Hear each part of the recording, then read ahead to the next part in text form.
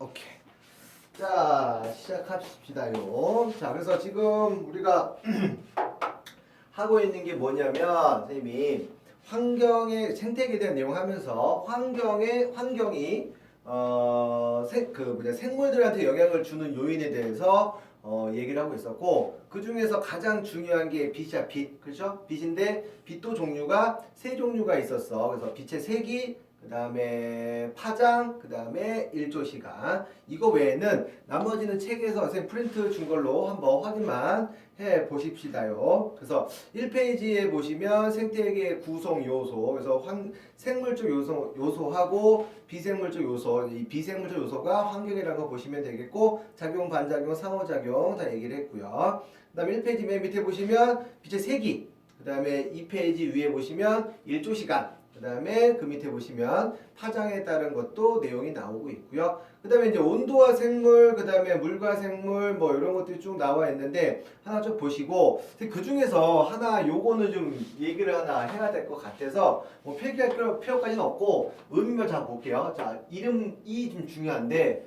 라운 키예르의 생활형이라는 게 있어. 생활형. 오케이? 자, 이게 뭐가 있냐면, 예를 들어서 그 겨울에 사실 춥잖아. 우리 요즘 얼마나 춥니? 너무 춥죠, 그렇죠? 특히 요즘 너무 춥. 어쨌건 겨울에 식물들도 겨울을 나기 위해서 여러 가지 뭐 이것저것 합니다. 근데 그 중에서 제일 중요한 건 번식이니까, 그래서 번식을 하기 위해서 식물들은 이제 씨앗을 만들죠. 그래서 씨앗이, 그래서 뭐 열매에 들어있는 경우는 뭐 그렇다 치지만 씨앗을 좀 품고 있어야지 겨울을 날 수 있는 게 있어. 그리고 보통 겨울룬이라고 부르는데, 이 겨울룬의 위치가 좀 웃겨. 예를 들면 어떤 나무를 보니까 겨울룬이 만약에 여기 있다 칩시다. 또 똑같은 나무인데 어떤 나무는 겨울룬이라는 데가 뭐 여기 있다라고 칩시다. 또 어떤 나무는 겨울룬이라는 게 여기 있다라고 칩시다. 그럼 이걸 뭘 볼 수 있는 거냐면, 겨울룬이라는 게 겨울을 나기 위한 번식의 어떤 도구를 생각하시면, 겨울룬이 땅속에 있으면 당연히 합리적인 생각이 이 지역은 겨울이 좀 춥겠구나.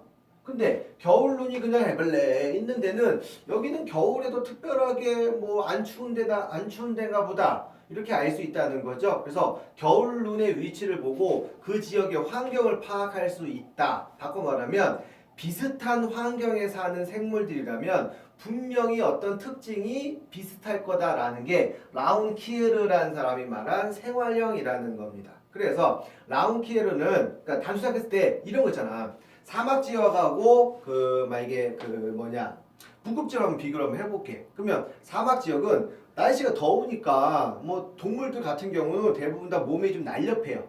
날렵하고 귀가 좀 커. 좀 말단지 큽니다. 왜? 열 발산이 좀 좋아야 되거든. 근데 추운 지역은 좀 애들이 좀 동글동글 귀여워요. 통통합니다. 왜? 체온 유지에 되게 많이 신경을 써서 털도 복술복술하고, 그 다음에 귀나 손 같은 것도 되게 작은 편이야. 그래서 최대한 열 발산을 많이 막으려고 합니다. 그래서 분명히 다른 종이지만 그 지역의 환경에 맞춰서 얘네들이 생활 형태가 달라질 수 있습니다. 바꿔 말하면 생활 형태가 비슷한 지역이라면 걔네들이 다른 종이라도 성질이 비슷할 수 있습니다. 뭐 이런 걸 통해서 라운키르의 생활형까지 얘기를 해드렸고요.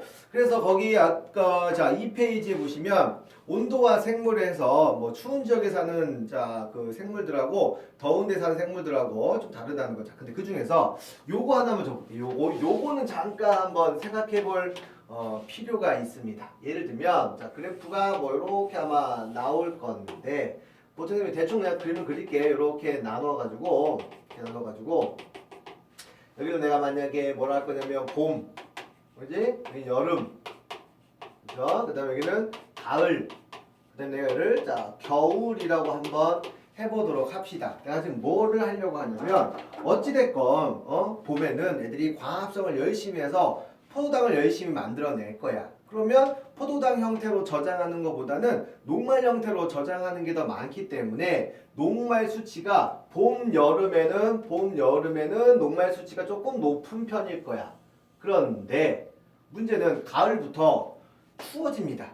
자, 추워지면 녹말 형태로 저장했다가는 식물 자체가 얼어 죽을 수도 있어. 무슨 말이냐? 식물도 녹말이 어는 걸 방지하기 위해서 포도당으로 좀 바꾸려고 해요. 즉 포도당은 물에 녹아 있어. 그 식물들이 몸에 물이 흐르는데 포도당이 녹아 있으면 흔한 말로 소금물 형태로 되는 거라서 어는 점이 좀 내려가겠죠? 어는 걸 좀 방지할 수 있다는 내용입니다. 그래서 결론이 뭐냐면 가을에서 겨울로 가는 동안 녹말 수치가 감소를 할 거라 이런 얘기야. 그래서 요 녹말 수치가 녹말 농도가 쉽게 얘기하면 겨울에 많이 사용돼서가 아니라 포도당으로 많이 바뀌었다라는 겁니다. 그럼 바꿔 말하면 포도당 수치는 처음에는 얘가 별로 없어. 왜? 다 녹말로 있을 거니까. 그러다가 겨울이 가을이면서 이렇게 올라가는 게 얘가 포도당 뭐 농도라고 생각하시면 돼요. 왜 이런 일이 벌어지느냐?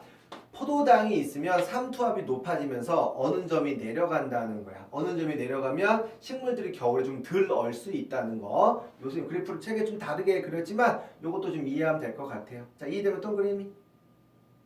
오케이. 자, 이건 다 책에 나와 있는 거니까 뭐 그래 안 그래도 됩니다. 그래서 선생님이 지금 얘기한 거 생활력까지 쭉 얘기를 해드렸고요. 이렇게 좀 이따가 문제는 푸는 걸로 할게요. 이거는 좀 문제가 저긴 좀 생각보다 어렵습니다. 어려워서 좀 이따 푸는 걸로 하고, 자, 몇 쪽을 볼 거냐면 11페이지에 자 보도록 할게요. 자, 11페이지. 자, 11페이지. 자, 렛츠기릿 합시다. 자, 11페이지에 자, 제목은 지금 뭐라고 나와 있냐면 개체군과 군집이라고 되어 있는데 선생님이 이걸 이렇게 얘기해 볼게. 뭐 제목 중요한 게 아니고 야, 어느 지역에 예를 들면 얘를 어느 지역은 좀 애매하다. 자, 내가 지금 빵을 먹고 있었어. 빵을 먹다가 빵을 조금 이렇게 흘렸어. 그러니까 책상 위에 빵을 좀 흘렸다? 근데 때마침 그게 방학 시작 날이었나 봐. 그래서 빵 조각에 곰팡이가 처음부터 생기는 건 아닐 거야. 곰팡이가 예를 들어서 하나 이렇게 생겼다라고 칩시다. 그러면 이 생긴 곰팡이 입장에서 얼마나 좋아. 먹을 게 넘치고 그다음에 특별하게 자기랑 대항하는 애들이 없거든. 그러니까 곰팡이 수를 미친 듯이 막 이렇게 늘려갈 수 있다는 거지. 당연한 거죠. 손에 아파 보이냐? 그래서 얘네들의 개체 수를 그림을 그려보면 처음에는 원래 없었어. 처음에는 없었다가 시간이 지나면 자, 시간이 지나면 얘가 점점 폭발하는 형태. 그래서 J자형 생장 곡선을 그릴 거야. 다시요. X축, Y축 뭐냐면 개체 수에 대한 그래프를 지금 그리고 있는데 내 말 이해되나요? 딱 원래는 곰팡이가 없었어. 그 곰팡이가 하나가 생긴 다음부터는 하나가 두 개가 더 두 개, 네 개, 네 개, 8개, 16개, 32개 이렇게 하면서 폭발적으로 이렇게 증가할 겁니다. 실제로 그렇습니까? 실제는 그렇지 않아요. 이론적으로 폭발적으로 증가를 해야 되겠지만 시간이 지나면 여기는 결국 온 곰팡이로 다 덮여 있게 될 겁니다. 그럼 결국에는 먹을 게 부족하거든요. 먹을 게 부족하니까 실질적으로는 개체수가 막 증가하다가 일정하게 유지되는 S자형 생장 곡선이 될 거야. 내 말 이해될 것 같아.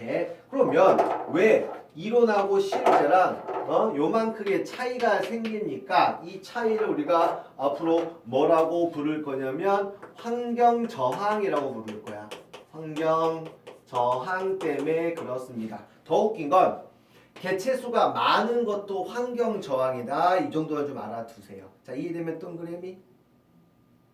오케이. 자, 그 다음에 가끔 물어보는 문제가 뭐냐면 결국 여기 시점을 선생님이 T1 시점이라고 할게요. 여기를 내가 자 T2 시점이라고 합시다. 내가 여기를 T3 시점이라고 할게요. 당연히 환경 저항이 제일 큰 곳은 T3입니다. 당연히 맞아요. 그 다음 T1부터는 이제 뭐 하냐면 실제 얘네들의 개체수가 늘어나는 폭이 감소해. 자, 늘어나는 폭이 감소해서 T3로 가는 동안 개체수가 일정하게 유지되면 새 생명은 태어나지 않습니까? 그렇진 않죠. 왜냐면 새 생명이 안 태어난 게 아니라 죽는 개체와 태어난 개체수가 같아지는 비율이 같아지는 시점이 되게 되면 개체수가 일정하게 유지가 된다는 거고. 그다음 이런 표현이 나와요. 환경 저항은 T1에서부터 시작되었다. 자, 맞으면 O, 틀리면 X. 자, 환경 저항은 T2에서부터 시작되었다. 맞으면 O, 틀리면 X. 아, O도 있고 X도 있네. 자, 환경 저항은 여보세요. 환경 저항은 항상 시작부터 있습니다. 어찌됐건 환경 저항은 개체수 하나만 있을 때도 환경 저항이 있는 거야. 내 말 이해돼? 환경 저항이 없는 생태계는 존재하지 않습니다. 예를 들면 뭐 온도라든지 뭐 습도라든지 이런 것들이 다 환경 저항에 들어가. 단순하게 뭐 개체수 서로 먹고 먹히는 관계 이것만 하시면 안 된다는 거죠. 자, 이해될 것 같아. 자, 그다음에 이제 이런 것도 있어. 자, 보통 이런 그래프로 많이 얘기를 하는데 뭐 그래프로 많이 얘기하는데 생존 곡선이라는 것도 있어요. 생존 곡선. 좀 이상하다. 자, 생존하지 말고 생존율. 자, 생존율. 자, 생존 비율이라고 합시다. 자, 이게 뭐냐면 엑소치고 선생님이 나이라고 한번 해볼게. 뭐냐면 자, 사람이나 코끼리나 우리들은 애새끼들에 대한 뭐랄까 애착이 좀 큰 편이야. 그래서 애기들이 태어나면 존나 귀여워 쭈쭈쭈쭈 하면서 애기 겁나 열심히 잘 키웁니다. 그래서 코끼리나 사람이나 호랑이나 이런 포유류 같은 애들은 애기 때 죽는 거보다 나이 들어서 죽는 게 훨씬 더 많습니다. 물론 애기 때 죽긴 하지. 사고나 등등등. 그런데 어류들을 생각해 보시면 어류들은 알잖아. 그 물고기 한번 이렇게 산란식이 되면 온 동네 잔치한 날이죠. 겁나 많이 처먹고 같은 종끼 처먹습니다. 그래서 아예 어릴 때는 그런 어류들은 어릴 때 겁나 많이 죽어. 어릴 때 겁나 많이 죽습니다. 하지만 어쨌건 최대한 나이까지 살려고 노력을 합니다. 그래서 어릴 때는 잘 살지만 늙어서 죽는 비율이 큰 걸 우리가 보통 1형 이렇게 얘기를 하고 대표적인 게 포유류가 되겠죠. 그 다음에 어릴 때부터 생존율이 별로 안 높아. 물고기 같은 애들을 우리가 보통 뭐라 부르냐면 3형 이렇게 얘기를 하고 근데 다람쥐 같은 애들은 환경 저항이 좀 일정하대요. 그래서 죽는 비율이 거의 일정하답니다. 그래서 얘가 우리가 보통 2형 이렇게 얘기하는 거 정도 좀 알아두시면 좋을 것 같아요. 자, 이해되면 동그라미 뭐 어렵지 않지? 자, 그 다음에 책은 무슨 수로 나왔냐? 그래서 자, 책 잠깐 볼게요. 11페이지. 그래서 개체군의 특성. 자, 개체군이라는 건 아까 얘기했어. 자, 같은 지역에 살고 있는 단일 종으로 이루어진 모임을 개체군이라고 했고 밀도 좀 더 얘기하도록 하고 개체군의 생장 곡선은 이론적으로는 J자지만 실제로는 S자 환경 저항 때문에 그렇습니다. 오케이. 그 다음에 생존 곡선 보게 되면 포유류 같은 애들을 1형, 그 다음에 어류 같은 애들을 3형, 다람쥐 같은 애들을 2형 이렇게 부른다는 거 쭉 얘기를 했고요. 개체군의 연령 피라미드 잠깐만 볼까요? 자, 거기는 그림이 좀 안 나와서 체크를 한번 해보고 넘어갑시다. 자, 여기 원래 개체들이 별로 안 많았어. 그럼 처음에 개체가 들어와서 그 개체들이 수를 늘려가면 아무래도 젊은 연령층이 많았겠지. 젊은 연령층이 많았으면 얘네들의 나이대별로 개체수를 비교하면 이런 식의 피라미드 형태였을 거야. 그럼 얘들은 어떻게 될까? 어린애들은 많고 노인들은 적으니까 이 개체수가 점점 더 늘어나서 이 사회는 좀 발전되는 형태겠죠. 그래서 우리가 보통 발전형 피라미드 이렇게 얘기를 해요. 발전형. 그럼 시간이 지나면 그림이 좀 웃기긴 하지만 좀 이제 중년층이 좀 많아지는 형태로 그림이 좀 이상하게 하지만 좀 이해해 주세요. 이렇게 좀 중간이 조금 커지는 형태. 우리가 예를 뭐라고 하냐면 굉장히 안정된 층. 그래서 안정형. 이 사회는 지금 안정된 사회입니다. 그런데 시간이 지나면 여기 있는 요 중장년층들이 사역이 팍팍하기 시작한 거야. 왜 먹을 것도 없고. 그러니까 뭐 하냐면 애를 슬슬 안 낳기 시작합니다. 우리나라도 마찬가지겠죠. 그래서 시간이 지나면 점점 이렇게 역삼각형 형태로 된다는 거야. 그럼 이 세계는 곧 끝나겠죠. 그래서 우리가 보통 쇠퇴형 이렇게 얘기를 한다는 거 정도만 단어만 좀 알아두면 좋을 것 같아요. 그래서 여기 파트는 뭐 내용상으로는 이렇게 많이 어려운 건 없고 개념 그래서 단어 이런 것만 좀 확인하시면 됩니다. 자, 그래서 지금 11쪽에 자 개체군의 생존 곡선 5번 그 밑에 5번 보시면 조그맣게 개체군의 연령 피라미드에서 발전형, 안전형, 쇠퇴형으로 구분한다. 이건 책에 안 나오니까 한번 필기를 좀 해두시기 되겠고, 자 개체군의 주기적 변동 보기 전에 이제 이런 게 있어. 아까 선생님이 상호작용 얘기를 했다. 자, 한번 다시 한번 볼게요. 생물들과 환경들이 있는데 환경이 생물들한테 영향을 주는 게 작용이었고, 생물이 환경을 바꿔주는 게 반작용이었고, 생물끼리 하는 게 상호작용이야. 그럼 이 상호작용 중에서 자 상호작용 중에서 두 가지로 우리가 한번 나눠 생각해 볼 수가 있는데, 첫 번째가 뭐냐면 같은 종끼리, 대표적인 게 지금 이게 지금 같은 종끼리의 상호작용이 되는 거죠. 같은 종끼리의 상호작용을 우리가 보통 뭐라 부르냐면 개체군 내 상호 자 작용이 있습니다. 그럼 개체군 내의 상호작용이라는 건 뭐냐면 같은 종끼리 서로 싸우냐 안 싸우냐. 그러니까 막말로 사람끼리 싸워 안 싸워? 개 싸워요. 막말로 사람들끼리 먹는 거로 안 싸우나? 돈 때문에 안 싸우나? 집 때문에 안 싸우나? 개 싸웁니다. 그래서 개체군 내에서도 같은 종끼리도 서로 막 이렇게 이런 일이 벌어집니다. 그래서 이 생태계에서도 개체군 내에 상호작용하면 떠오르는 게 뭐가 있냐면 텃세 이런 거 있죠? 텃세. 우리 들어봤을 거야. 호랑이나 곰 같은 경우는 그 지역에 다른 호랑이 곰 오지 말라고 뭐 나무 같은 거 긁어 놓는다든지, 그다음에 기왕이면 좀 더 커 보이기 위해서 더 높은 데 긁어 놓는다든지 뭐 그런 다음에 이게 이제 이런 게 텃세. 그다음에 이런 것도 있어. 순위제라는 것도 있어. 순위제? 이게 뭔데? 우리는 잘 모르는 내용이 있지만 이 닭들이 만약에 뭐 양계장에서 닭을 키운다 그러면 1등부터 100등까지 순위가 나름 지네 사이에서 매겨져 있답니다. 그래가지고 그 모이를 주면 1등 닭부터 먹고 그 다음에 2등 닭, 3등 닭 이 순서로 하지 않으면 그 닭세계에서 걔는 완전히 끝낸답니다. 그래서 아예 진짜 순서가 매겨져 있는 게 대표적인 순위제. 그 다음에 뭐 리더제 같은 것도 있어. 리더제가 뭔데요?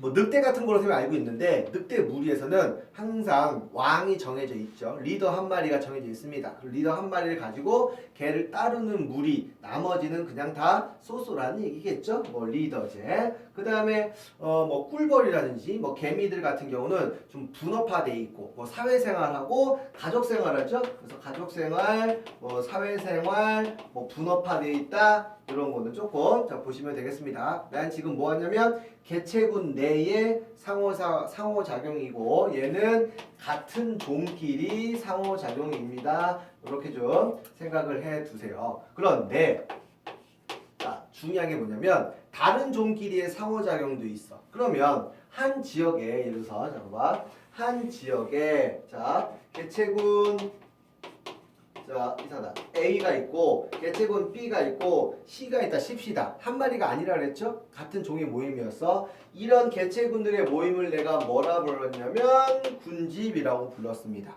그럼 분명히 먹고 먹히는 관계라든지 싸우는 관계라든지 뭐 등등등 있었을 거야. 그래서 개체군 사이에서 잠시만요. 개체군 사이에서 서로 영향을 주는 건 개체군 내가 아니라 개체군 사이의 상호작용인데, 그렇죠? 개체군 자 상호 작용인데, 개체군 사이라고 표현하지 않고 우리는 앞으로 뭐라고 부를 거냐면 군집 내 상호작용 이렇게 얘기한다는 거야. 자, 이해되면 동그라미? 오케이. 그래서 군집 내 상호작용하면 떠오르는 거 여러 가지가 있는데, 첫 번째로 뭐냐면 분서. 분서가 뭔데요? 똑같은 나무에 뿌리 쪽에 사는 생물이 있고 중간쯤에 사는 생물이 있고 나무 꼭대기에 사는 생물들이 있을 거야. 서로 만약에 먹고 먹히는 관계만 아니라면 한 나무에도 여러 종의 생물들이 살 수 있어. 같은 종이라 할지라도 같은 곳에 다른 종이라 할지라도 같은 곳에서 나누어 살 수 있다. 이걸 우리가 분서라고 부른다는 겁니다. 오케이, 이해할 수 있을 것 같고, 그 다음 이런 거 있죠. 선생님도 얼마 전에 그 다큐멘터리 봤는데 호랑이, 뭐 사자 얘네들은 사실 사는 지역은 많이 안 겹치지만 먹이는 좀 겹친대. 그래서 만나게 되면 진짜 어쩔 수 없이 싸운대요. 물론 이제 피하는 경우도 있죠. 서로 싸우고 나니까. 근데 사는 지역이 안 겹치니까 큰 문제는 없어. 근데 문제는 하이에나하고 사자가 문제입니다. 하이에나하고 사자는 사는 지역도 겹치고 먹는 것도 겹쳐. 올라와. 아 갑자기? 야, 효윤이 나갔냐? 효윤이 쉬러 갔냐? 갑자기 뭐 하다가 자 그래서 사는 지역이 겹치는 애들 같은 경우 방금 얘기했던 것처럼 뭐 사자하고 하이에나 같은 경우는 어쩔 수 없이 싸움이 난대. 그래서 걔네들은 뭐냐면 먹이에 대해서 경쟁하고 사는 지역에서 경쟁을 하죠. 그래서 두 번째 다른 종끼리의 싸움을 우리가 경쟁이라고 부를 건데 우리가 배우는 경쟁은 좀 더 디테일하게 얘기를 할 거야. 경쟁이 좀 심화됩니다. 대표적으로 사자랑 하이에나 같은 경우는데 선생님 나도 뭐 다큐멘터리 본 겁니다. 사자가 걔네 사는 그런 이제 뭐랄까 거기가 뭐야 뭐 이렇게 황무지 같은 데 살잖아. 초원 같은데 그럼 이제 풀숲 같은 데 사자 살지 않아요. 근데 하이에나들은 한 마리 한 마리는 뭐 사자한테 잽이 안 되니까 어쩔 수 없이 이렇게 단체로 댕기잖아. 그러니까 사자는 실제 사냥을 하는 애는 암사자가 사냥을 하고 수사자는 그냥 가만히 이렇게 지켜보고 있다가 뭐 위협으로부터 보호하고 근데 가지고 다큐멘터리 보고 있는데 사자가 진짜 풀 근처를 이렇게 어슬렁어슬렁 걸어 그냥 걔 하루 일과야. 갑자기 막 걷다가 갑자기 근데 갑자기 풀숲으로 푹 들어가. 조금 있다 보니까 뭐가 툭툭툭 뭐가 이렇게 던져져. 좀 이따 보니까 사자가 입에 뭘 물고 나오냐면 하이에나 새끼를 물고 나오는 거야. 그러니까 뭐냐면 사자가 지나가다가 우연찮게 하이에나 우리를 발견해가지고 거기 들어간 겁니다. 새끼들 뭐 있었겠지? 그래가지고 일단은 잡힌 대로 물어 죽어. 앙!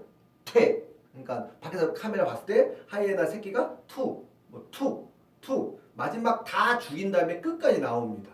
그러니까 하이에나는 그거 당하면 어떻게 될까? 졸라 열받을 거 아니야. 그래서 또 뭐해? 또 걔네들이 가서 또 하이에나 그 사자의 물이 가서 먹을 것은 뺏으려고 노력합니다. 이렇게 서로 끝까지 물고 물리는 관계를 우리가 경쟁 중에서 좀 심화된 경쟁에서 경쟁 베타라고 불러. 경쟁 베타 원리라고 부른다. 오케이. 좀 더 보도록 하고. 그다음 이런 것도 있어. 뭐냐면 먹고 먹기는 관계. 그래서 뭐 피식과 포식도 그래서 뭐 토끼랑 여우 이런 게 대표적으로 먹고 먹히는 관계가 군진의 상호작용이 되겠죠. 또 이런 것도 있어. 항상 나쁜 것만 있느냐? 좋은 것도 있지. 뭐냐면 보통 우리가 기생과 공생을 얘기를 하는데 한번 얘를 한번 봐봐. 자, A종이 있고 B종이 한번 있다 칩시다. 그래서 얘네는 그러니까 원래는 따로 사는데 같이 살면 서로 이득이 되는 경우, 서로 다 이득이 되는 경우가 있어. 우린 이런 걸 뭐라 부를 거냐면 서로 이익입니다라고 해서 상리공생이라 불러. 상리공생. 단어 이해되죠? 오케이. 그 다음에 한쪽은 이득이 있는데 한쪽은 아무런 것도 없어. 얘는 그냥 이득도 없고 뭐 아무런 것도 없어. 얘는 있으면 있는 대로 공리 같은 거죠. 있으면 있는 대로 없으면 없는 대로 뭐 아무런 거 없어. 한쪽만 이득이 생겨. 우린 얘를 뭐라 부를 거냐면 편리공생 이렇게 편리공생 이렇게 얘기를 합니다. 그래서 공생의 종류는 이렇게 두 가지가 있어. 반대로 한쪽은 이득을 얻는데 한쪽은 피해를 입어. 같이 살고 있는데 서로 이득이 아니라 한 놈은 좋은데 한 놈은 피해를 입네.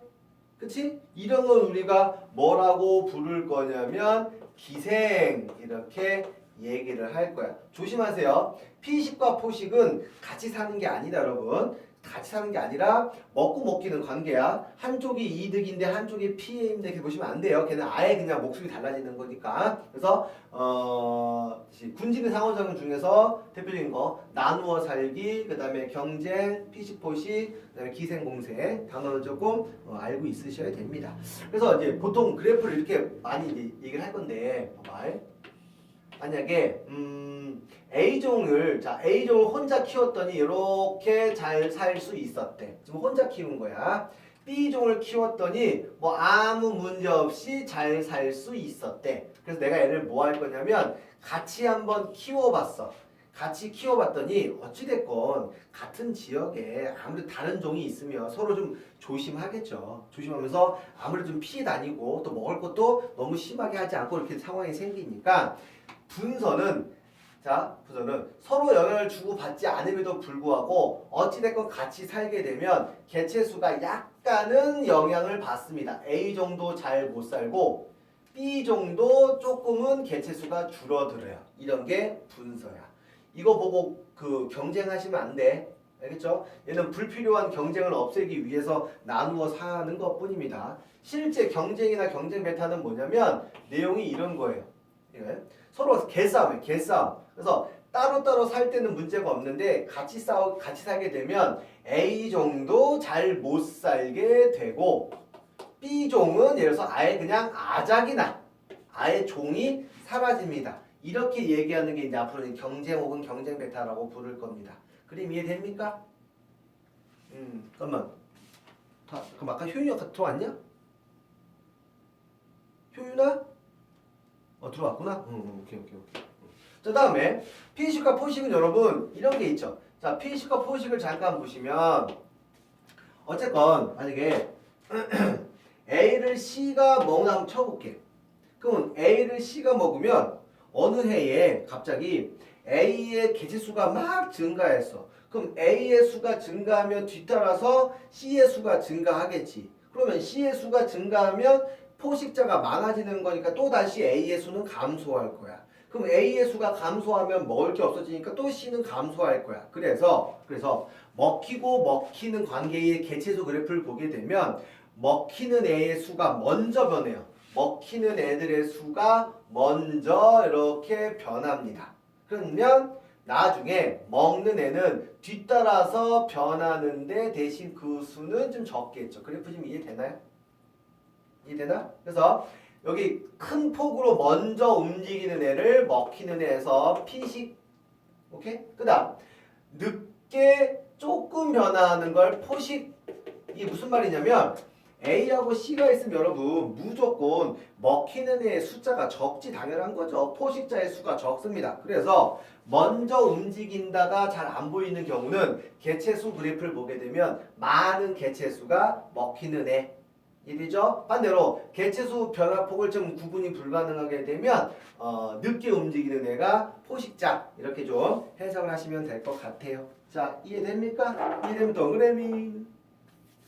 오케이.